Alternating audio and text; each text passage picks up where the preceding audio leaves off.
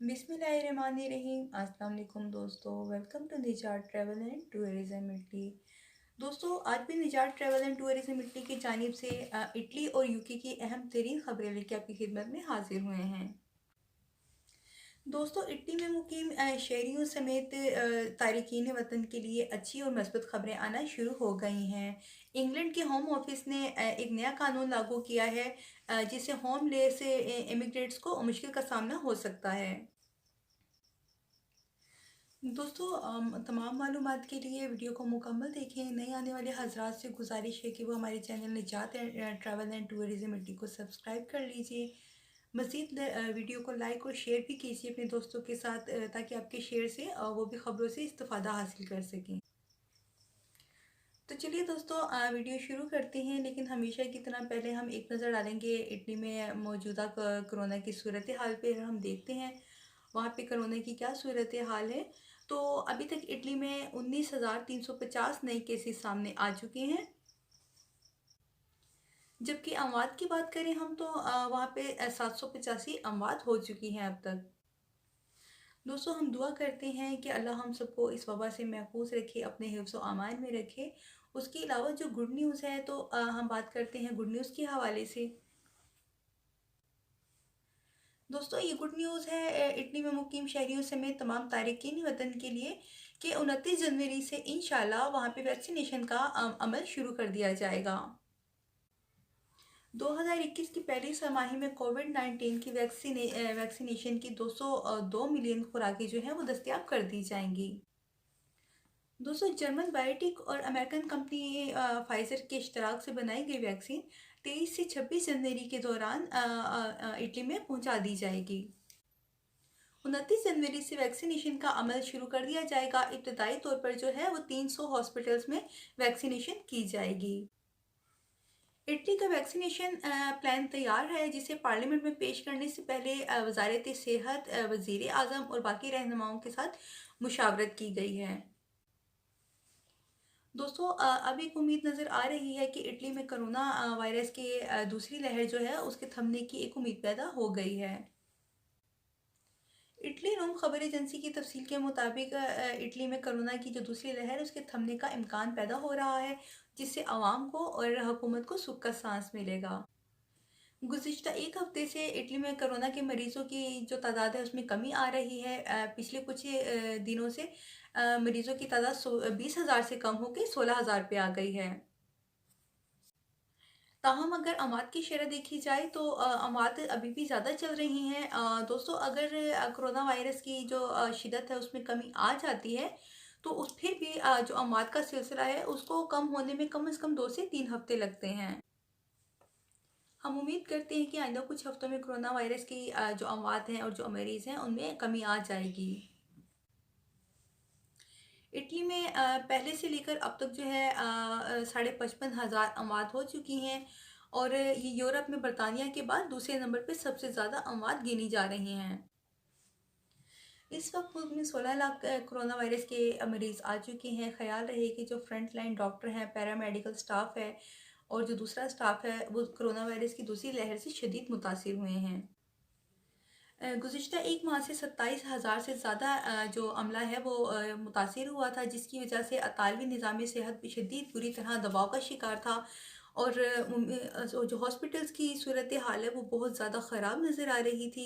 ताहम अब जो सूरत हाल है वो कंट्रोल है, क्योंकि केसेस कम हुए हैं, सूरत हाल काफ़ी बेहतर हो गई है। दोस्तों, इसके अलावा हम बात करें असाइलम और तारकीन वतन के हवाले से कि उनके लिए क्या गुड न्यूज़ है, तो अतालवी पार्लियामेंट में लॉ पेश कर दिया गया है। उसमें 2 तरमीम मुमकिन हुई हैं। एक तो ये होती है कि जो इटली की कोटा इमिग्रेशन होती है, यानी कि सीजनल वीज़ों वाली इमिग्रेशन। नॉन यूरोपियन ममालिक से लोग आकर इटली में वीज़ों पर काम करते हैं, जो 9 माह तक काम करते हैं। इस लॉ के बाद जो है लूसी में इनकी ज़्यादा नॉन यूरोपियन ममालिक से जो लोग इटली में आकर वीज़ों पर 9 माह तक काम करते हैं, इस लॉ के बाद लूसी में इनकी ज़्यादा से ज़्यादा हद ख़त्म कर दी गई है। यानी इस लॉ के बाद जो सीजनल इमिग्रेशन वीज़े हैं उनके ऊपर ज़्यादा वर्कर भी आ सकेंगे। दूसरी तरमीम ये है कि उन लोगों को मुल्क बदर नहीं किया जाएगा जिनकी जिनसी शनाख्त या जिनसी रुझान की वजह से मुल्क में तशद्दुद का सामना हो सकता है। तो दोस्तों इटली में नए डीपीसीएम के हवाले से भी आपको बताते हैं कि 4 दिसंबर 2020 से 20 दिसंबर 2020 तक नया डीपीसीएम लागू किया गया है। दोस्तों काफ़ी सारे लोग फ्लाइट्स के बारे में भी पूछ रहे थे, तो मैं उनको फ्लाइट्स के हवाले से भी बता देती हूँ कि फ़्लाइट्स ओपन हैं, आप इटली आ भी सकते हैं, जा भी सकते हैं, और जो लोग इटली से स्पेन या पुर्तगाल जाना चाहते हैं तो वो भी जा सकते हैं। फ़्लाइट्स ओपन हैं। लेकिन एक मज़ीद बात हम आपको बता दें कि अगर आप स्पेन या पुर्तगाल जाना चाहते हैं तो आपको 14 डेज़ का क्वारंटाइन करना होगा।